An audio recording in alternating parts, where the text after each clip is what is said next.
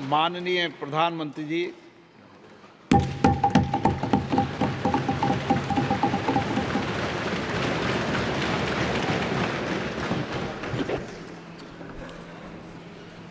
आदरणीय अध्यक्ष महोदय, ये सदन का सौभाग्य है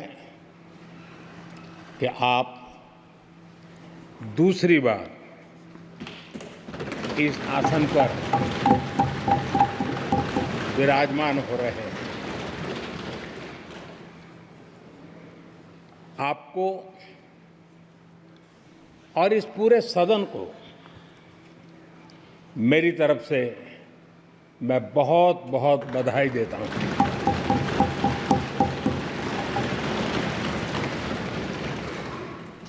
आदरणीय अध्यक्ष जी,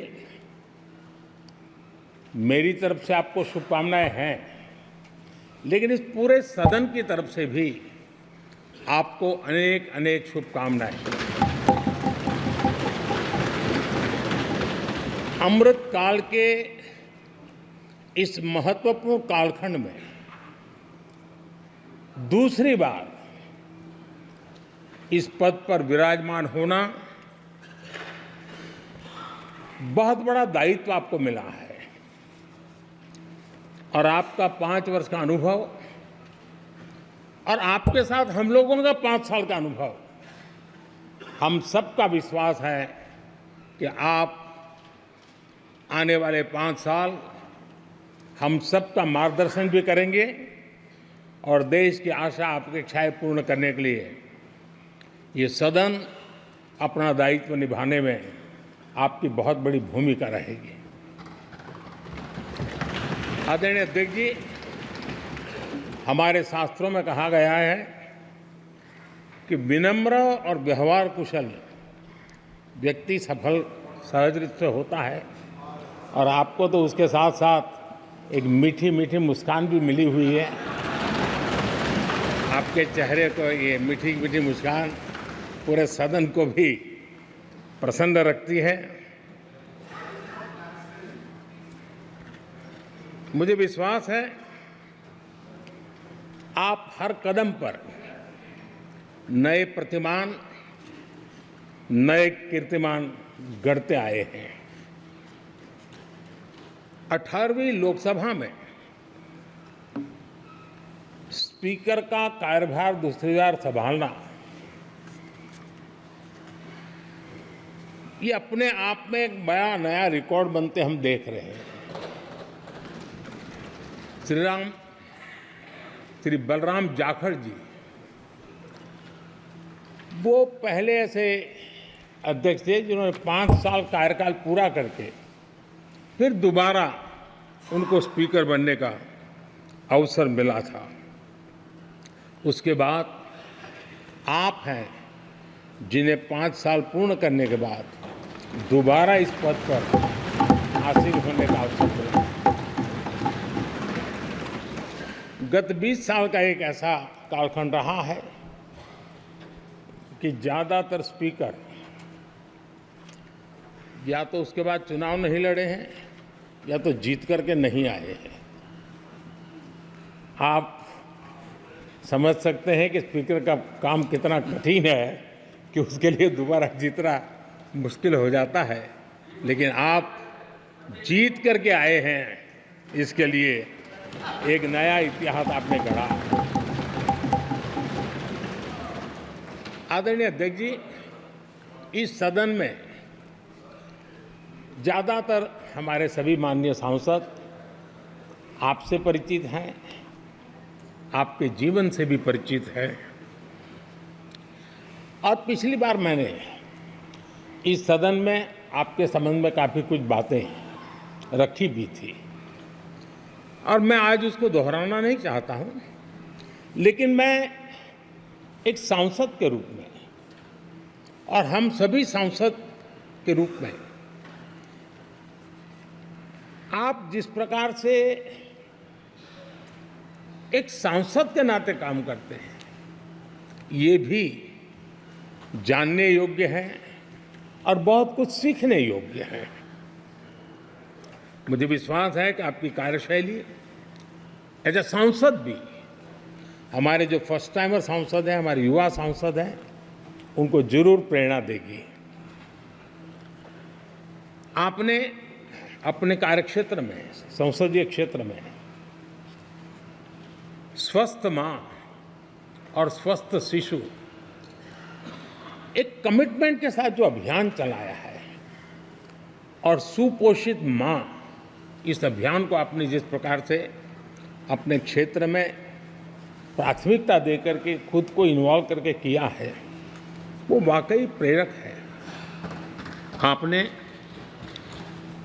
कोटा के ग्रामीण क्षेत्रों में हॉस्पिटल ऑन व्हील्स, ये भी एक मानव सेवा का उत्तम काम, जो राजनीतिक कामों के सिवाय करने वाले कामों में आपने चुना है, वो भी अपने आप में गांव-गांव लोगों को स्वास्थ्य सेवाएं पहुंचाने में मदद कर रहा है। आप नियमित रूप से गरीबों को कपड़े,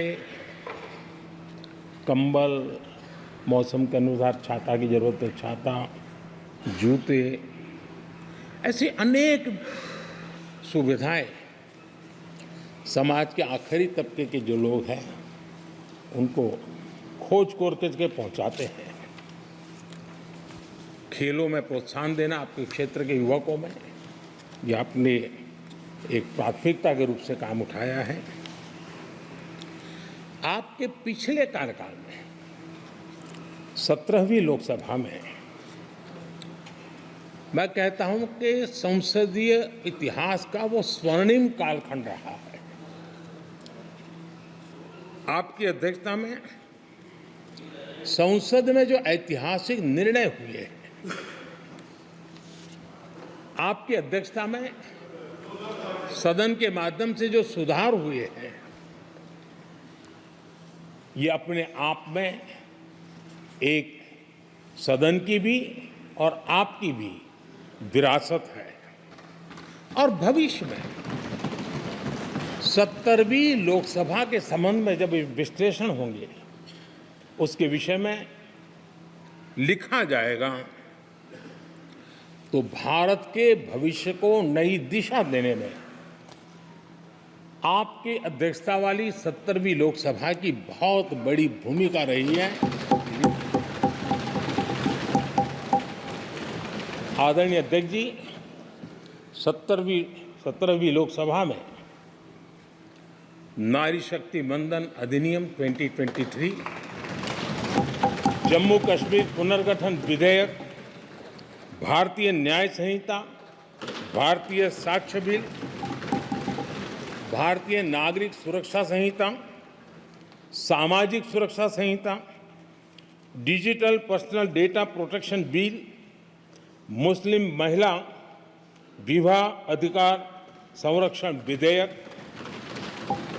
transgender persons protection of rights bill, consumer protection bill, direct tax विवाद से विश्वास विधेयक, सामाजिक, आर्थिक और राष्ट्रीय महत्व के ऐसे कितने ही महत्वपूर्ण ऐतिहासिक कानून 17वीं लोकसभा में आपकी अध्यक्षता के अंदर इस सदन ने पारित किए हैं और देश के लिए एक मजबूत नींव बनाई है।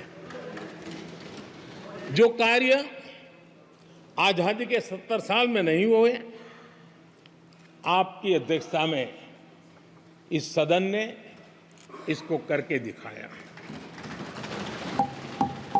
आदरणीय अध्यक्ष जी, लोकतंत्र की लंबी यात्रा में कई पड़ाव आते हैं। कुछ अवसर ऐसे होते हैं जब हमें कीर्तिमान स्थापित करने का सौभाग्य मिलता है।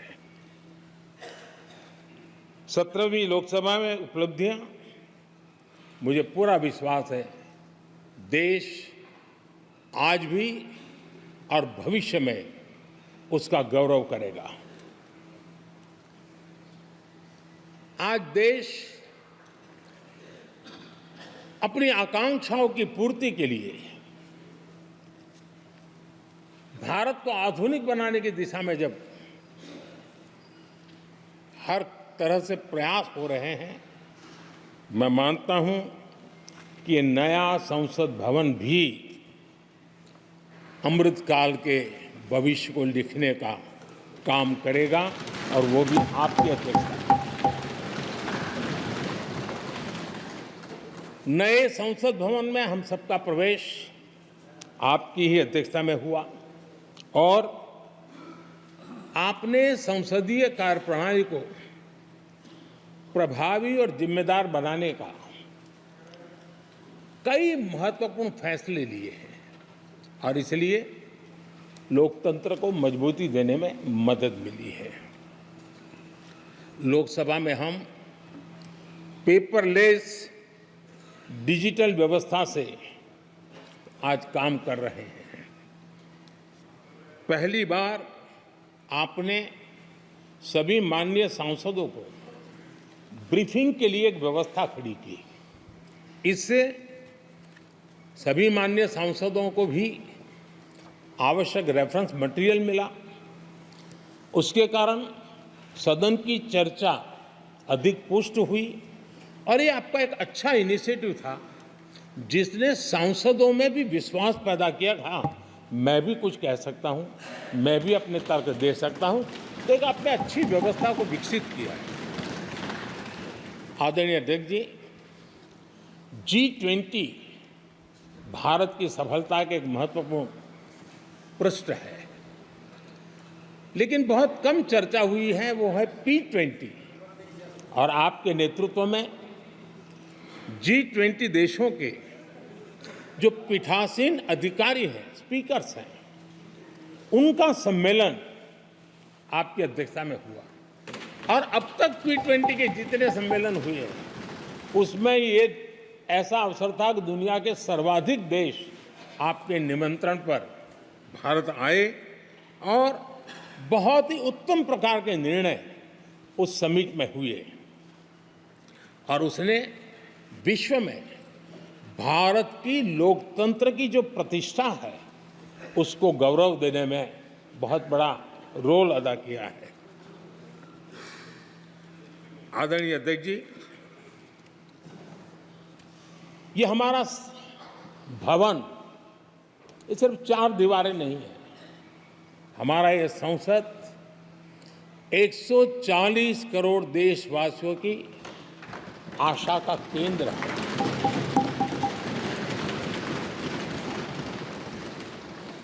संसद की कार्यवाही,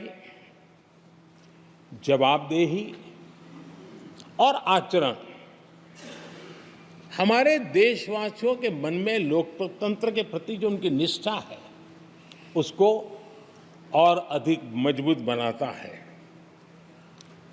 आपके मार्गदर्शन में 17वीं लोकसभा उसकी प्रोडक्टिविटी 25 साल के हाईएस्ट लेवल पर 97% रही और इसके लिए सब माननीय सदस्य तो अभिनंदन के अधिकारी हैं, लेकिन आप विशेष अभिनंदन के अधिकारी हैं। कोरोना जैसे मुश्किल कालखंड में आपने हर सांसद से व्यक्तिगत फोन पर बात करके उनका हाल पूछा।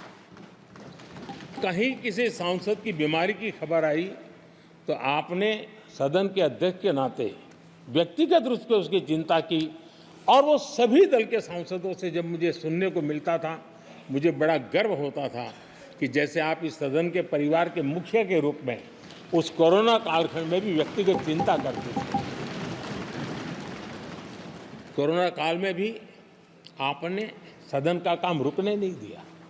सांसदों ने भी आपके हर सुझाव को सर आंखों पे चढ़ाया।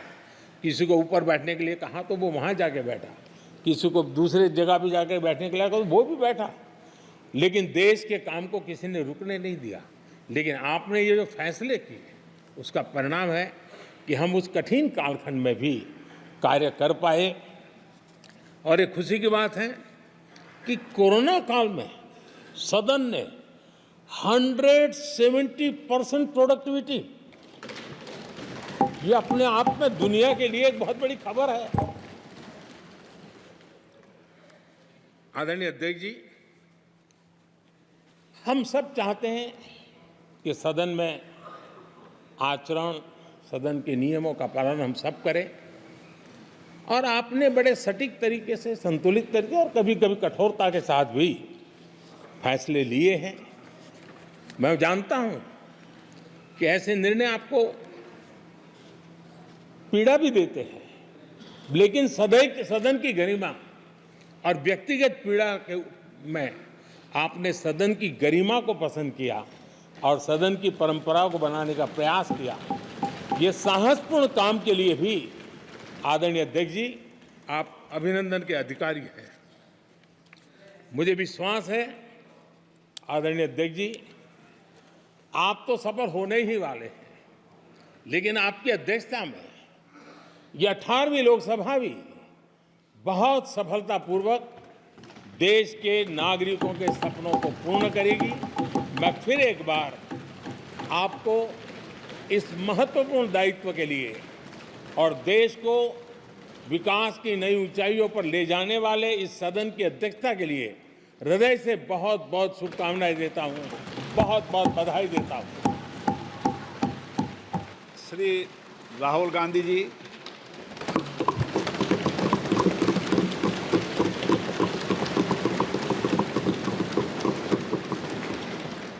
Speaker, sir.